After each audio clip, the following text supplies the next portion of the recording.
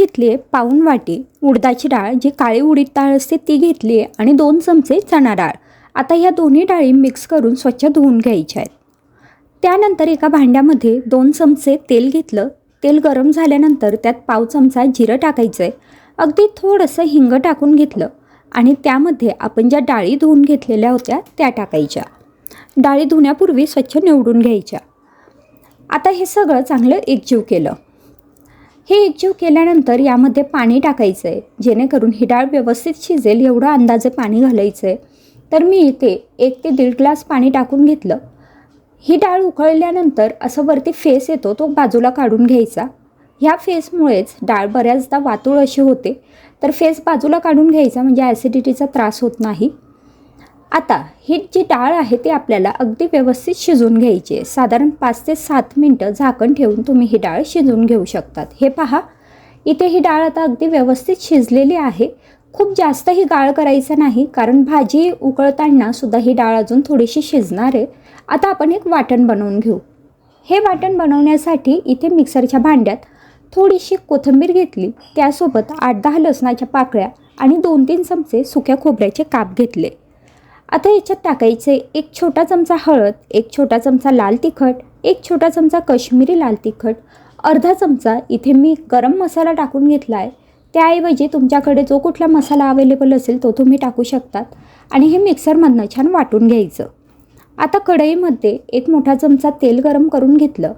तेल चांगलं गरम झालं की त्यामध्ये पाव चमचा जिरं घालायचं, आणि जिरं तडतडलं की त्यानंतर आपण जे वाटण बनवून घेतलं होतं ते ह्या तेलात घालायचं.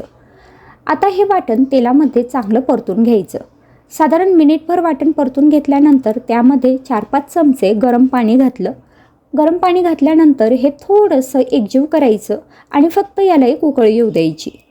अशी एक उकळी आली की त्यानंतर आपण जी डाळ शिजवून घेतलेली होती ती ह्याच्यात टाकायची, आणि त्यानंतर हे सगळं चांगलं एकजीव करून घ्यायचं.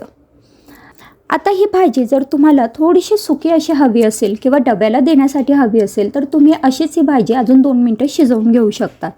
पण मला ही पातळ भाजी हवी आहे, त्यामुळे मी याच्यात अजून गरम पाणी टाकून घेते. पाण्याची क्वांटिटी आपण आपल्या आवडीप्रमाणे कमी जास्त करू शकतो. मी इथे 1 ते 1.5 ग्लास गरम पाणी टाकून घेतलं. त्यानंतर चवीपुरता मीठ टाकलं, आणि मीठ टाकल्यावर हे सगळं एकजीव करून घेतलं. आता ही जी भाजी आहे ही आपल्याला चांगली उकळू द्यायची आहे. हे पहा, अशी एक उकळी फुटली की त्यानंतर ह्या भाजीवरती झाकण ठेवायचं आणि गॅसची फ्लेम लो करायची. आता लो फ्लेमवरती ही भाजी आपल्याला 3-4 मिनटं छान उकळून घ्यायची आहे. 3-4 मिनटं ही भाजी उकळून झाल्यानंतर भाजीला मस्त अशी तरी येते आणि खूप छान चविष्ट झणझणीत अशी ही भाजी तयार होते. ही भाजी आपण काळ्या मसाल्याची सुद्धा बनवू शकतो, ती सुद्धा छान लागते. पण अगदीच पटकन बनवायची असेल तर ह्या पद्धतीने तुम्ही जरूर बनवून पहा. मी एका कढईमध्ये 1 छोटा चमचा तेल घेतलं आणि त्यामध्ये 2 मोठे कांदे उभे चिरून टाकून घेतले. आता हे कांदे आपल्याला सोनेरी रंगावर परतून घ्यायचे. हे पहा, तुम्ही बघू शकताय, कांदे छान परतून झाले की मग ह्याच्यात आपल्याला 8 ते 10 लसणाच्या पाकळ्या आणि 1 इंच आल्याचा तुकडा टाकून घ्यायचा आहे. आता हे सगळं 2 मिनटं चांगलं परतून घ्यायचं आहे. ह्यासोबतच इथे मी अर्धी वाटी खोबऱ्याचे काप घेतले, सुके खोबऱ्याचे काप इथे वापरलेले आहेत. तर हे सुकं खोबरं सुद्धा आपल्याला या मसाल्यासोबत चांगलं परतून घ्यायचं आहे. कांदा, खोबरं हे सगळं चांगलं परतून झालेलं आहे. आता गॅस बंद करू आणि हे सगळं थंड झाल्यानंतर एका मिक्सरच्या भांड्यात काढून घेऊ. आता याच्यातच आपल्याला अर्धा चमचा हळद, 1 ते 2 चमचे लाल तिखट टाकून घ्यायचं आहे. थोडंसं कश्मीरी लाल तिखट टाकून घेतलेलं आहे. थोडी कोथिंबीर टाकून घेतली आहे. यासोबतच तुम्ही गरम मसाला सुद्धा ॲड करू शकता. आणि हे मिक्सरमधनं चांगलं बारीक असं वाटून घेतलं आहे. आता एका कढईमध्ये 2 मोठे चमचे तेल घेतलं. तेल चांगलं गरम झाल्यानंतर त्यात अर्धा चमचा जिरं टाकून घेतलं, आणि जिरं तडतडल्यावर आपण जे वाटण बनवून घेतलं होतं ते या तेलात टाकून घेतलं. आता हे वाटण मध्यम गॅसवरती या तेलामध्ये चांगलं परतून घ्यायचं आहे. जोपर्यंत या वाटणाचा रंग बदलेल आणि त्याला अशा प्रकारे थोडंसं तेल सुटायला लागेल तोपर्यंत आपल्याला हे वाटण परतून घ्यायचं आहे. तुम्ही बघू शकतायत आपलं जे वाटण आहे ते अगदी छान पद्धतीने परतून झालेलं आहे. आता या वाटणात अगदी पाव कप मी पाणी टाकून घेतलंय आणि पुन्हा हे वाटण थोडंसं 2-3 मिनटं मध्यम गॅसवरती छान शिजू देणार आहे. वाटण चांगले शिजलं की मग याच्यात आपल्याला गरम पाणी टाकून घ्यायचं आहे. तर आपल्याला किती भाजी हवी आहे त्या अंदाजाने इथे पाणी टाकून घ्यायचं आहे. मी इथे 2.5 ग्लास एवढं पाणी टाकून घेतलेलं आहे. त्यानंतर चवीपुरता मीठ टाकायचं आणि ही जी आमटी आहे ती चांगली उकळू द्यायची. तोपर्यंत एका ताटात 1 वाटी बेसन पीठ घेतलं. यात थोडंसं जिरं टाकून घेतलं, पाव चमचा हळद टाकून घेतली आणि अर्धा चमचा लाल तिखट टाकून घेतलं. चवीपुरता मीठ टाकायचं आहे आणि 1 छोटा चमचा तेल टाकून घ्यायचं आहे. आता हे सगळं चांगलं एकजीव करून घ्यायचं. आता थोडं थोडं पाणी टाकून आपल्याला याचा घट्ट असा गोळा मळून घ्यायचा आहे. आता हा गोळा इथे मळून झाला आहे. याची आपल्याला आता पोळी लाटून घ्यायची आहे. तर पीठ लावून याची थोडीशी पातळ अशी पोळी लाटून घेतली. खूप जास्त पातळही करू नका, आपली चपाती असते तेवढीच फक्त आपल्याला ही पोळी लाटून घ्यायची आहे.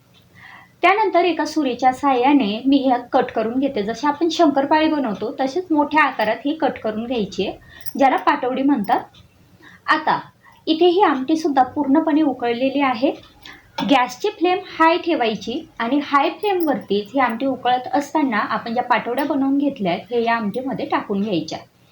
हाय फ्लेमवरतीच आपल्याला आता 5 मिनटं ही जी भाजी आहे ही चांगली उकळू द्यायची आहे. तर हे पहा, 5 मिनटानंतर ही जी भाजी आहे ही छान उकळलेली आहे. आता मी ह्या पाटवड्या चेक करून बघते.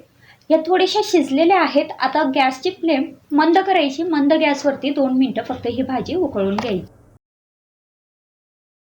कढईमध्ये मी 1 मोठा चमचा तेल घेतलाय. हे पहा, तेल चांगलं कडकडीत गरम झालं की त्यात आपल्याला अर्धा चमचा जिरं टाकून घ्यायचं आहे. त्यानंतर 7-8 लसणाच्या पाकळ्या अगदी बारीक चिरून मी इथे टाकून घेतल्या आहेत. अगदी बारीक चिरायच्या.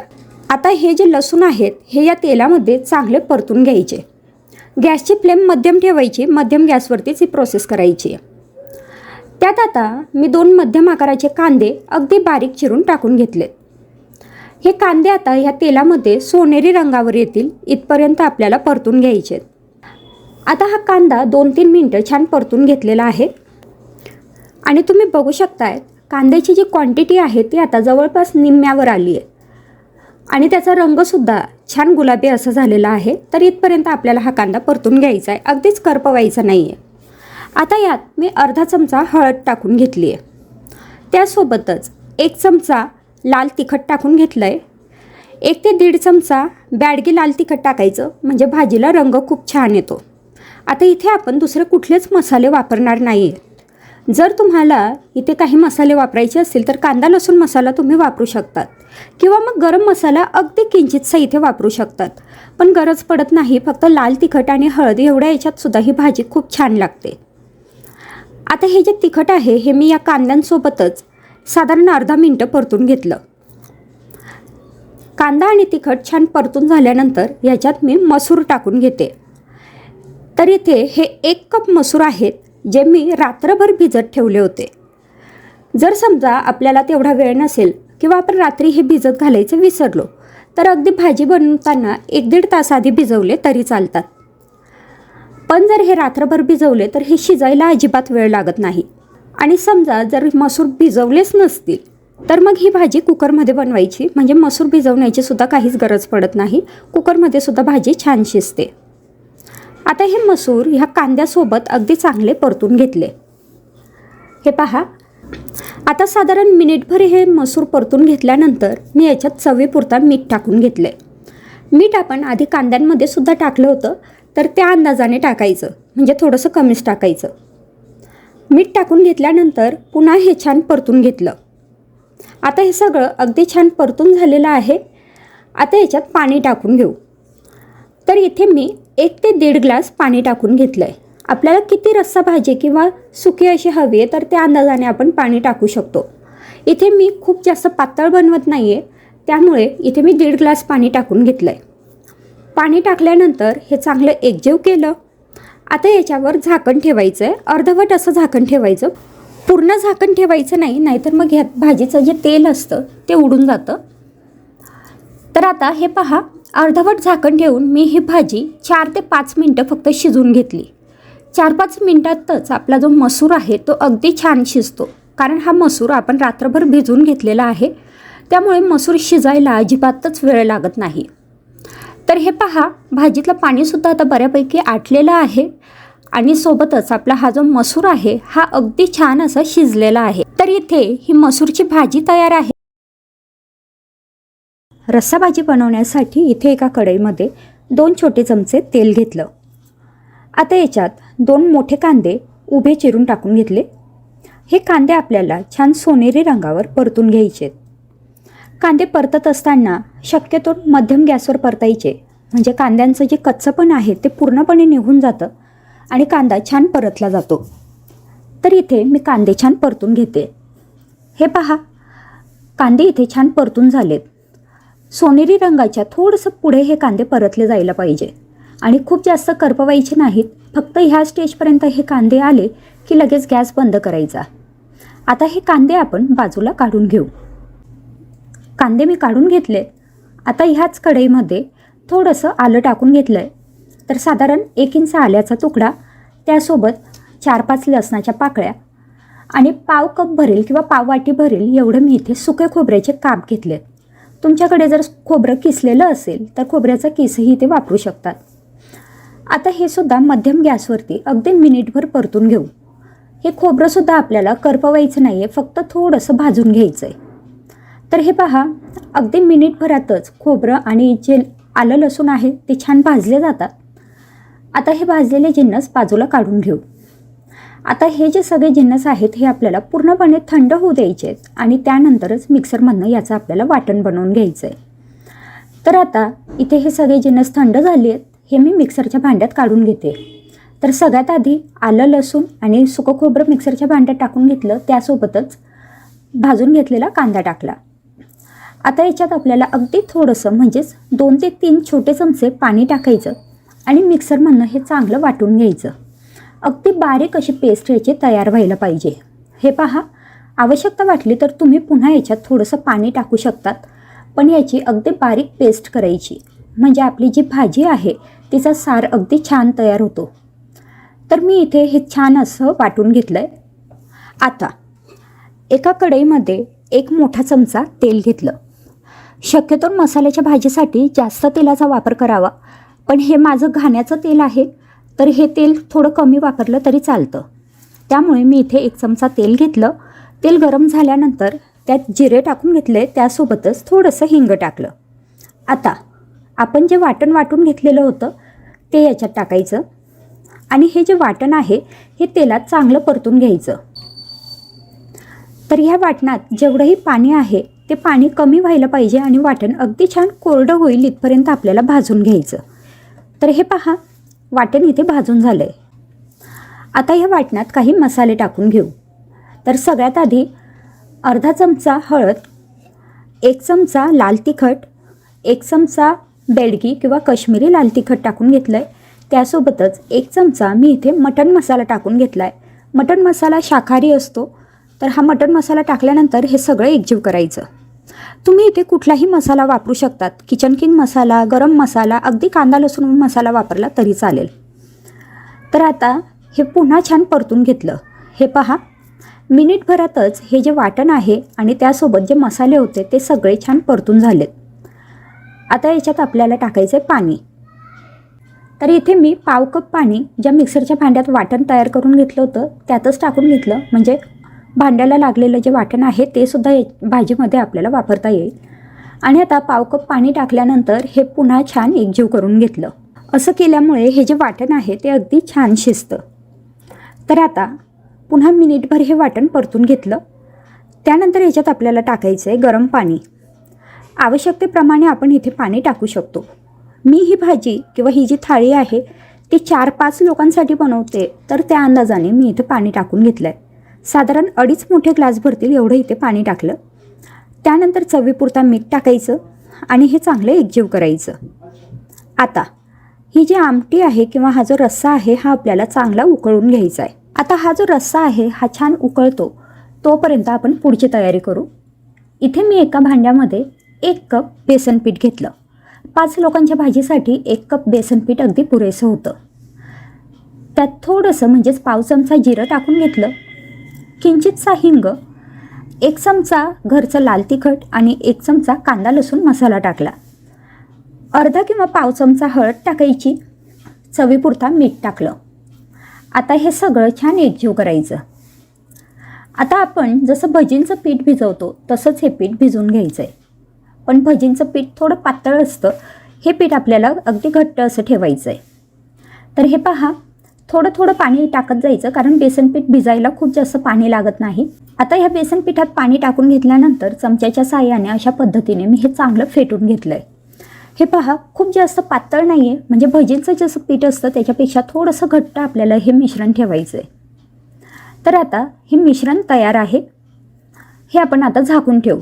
तोपर्यंत भाजीला उकळी आली की नाही ते चेक करू. तर हे पहा, भाजी अगदी छान उकळलेली आहे. आता आपण जे बेसन पिठाचं मिश्रण तयार केलेलं होतं त्याचे आपल्याला असे छोटे छोटे भजे सोडून घ्यायचे आहेत. तर हे भजे सोडताना गॅसची फ्लेम हाय ठेवायची, म्हणजे हे जी आमटी आहे किंवा रस्सा आहे तो असाच चांगला उकळता असला पाहिजे. आणि हा उकळत असतानाच आपल्याला याच्यात हे बेसन पिठाचे भजे सोडायचे आहे, म्हणजेच डुबुक वडी सोडायची आहे. हाताला थोडंसं पाणी लावायचं, मग हे बॅटर घ्यायचं आणि हे बॅटर हे जे आपले आमटे आहे त्यात सोडायचं. गॅसची फ्लेम हायच ठेवायची. जोपर्यंत आपण हे सगळे भजे ह्या रस्स्यामध्ये सोडत नाही तोपर्यंत गॅसची फ्लेम हाय असेल. आता हे पहा, मी हे सगळे भजे किंवा डुबुक वड्या या रस्स्यामध्ये टाकून घेतलं आहे. आता हे एकदा एकजीव केलं, त्यानंतर हाय फ्लेमवरतीच 2 मिनटं ही जी भाजी आहे ती चांगली उकळून घ्यायची. तर ही आमटी जर तुम्ही लो फ्लेमवरती उकळायला ठेवली आणि लो फ्लेमवरतीच जर ह्या भज्या आमटीत सोडल्या तर या भज्या पूर्णपणे ह्या आमटीत विरघळतील आणि या भाजीचं पिठलं तयार होईल. तर त्यामुळे हाय फ्लेमवरतीच आपल्याला ह्या डुबुक वड्या ह्या रस्स्यामध्ये सोडायच्या आहे. त्यानंतर अर्धवट असं झाकण ठेवायचं आणि गॅसची फ्लेम मध्यम करायची. मध्यम गॅसवरती ही भाजी आपल्याला 5-7 मिनटं छान उकळून घ्यायची. हे पहा, 5-7 मिनटानंतर भाजी छान उकळली आहे. पण एक 5-7 मिनटानंतर आपण ही चेक करायची, म्हणजे हे शिजलेत की नाही ते आपल्याला कळेल.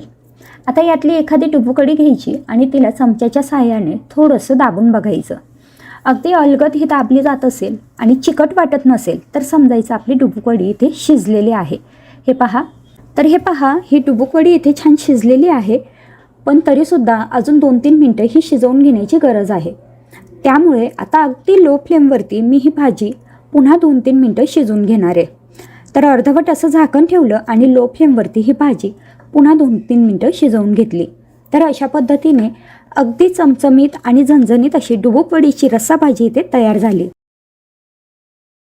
तर इथे मी 1 वाटी मटकीची डाळ घेतली आहे. ती अशा पद्धतीने 2-3 पाण्याने आधी स्वच्छ धुवून घ्यायची आहे. आता डाळ धुवून झालेली आहे. एका मिक्सरच्या भांड्यात मी थोडंसं आल्याचा तुकडा आणि 4-5 लसूण घेतलेले आहेत. त्यातच साधारण अर्धी वाटी एवढे खोबऱ्याचे बारीक काप टाकून घेतले. यानंतर याच्यात आपल्याला टाकून घ्यायचा आहे कढीपत्ता, त्यासोबतच थोडीशी कोथिंबीर स्वच्छ धुवून घ्यायची आणि मग आपल्याला याच्यात टाकायची आहे. आता याच्यात 1 चमचा किंवा अर्धा चमचा जिरं टाकून घ्यायचं आहे. थोडीशी हळद टाकून घ्यायची आहे आणि आता याच्यात आपण टाकणार आहोत 1 ते 1.5 चमचा लाल तिखट, किंवा आपल्याला किती लाल तिखट हवं आहे त्या अंदाजाने. आता हे आपल्याला मिक्सरमधनं वाटून घ्यायचं आहे. वाटण तयार आहे. आता एका भांड्यामध्ये मी पाव चमचा तेल घेतलं आहे. तेल चांगलं गरम झालं की मग याच्यात जिरं टाकायचं आहे. जिरं व्यवस्थित तडतडू द्यायचं.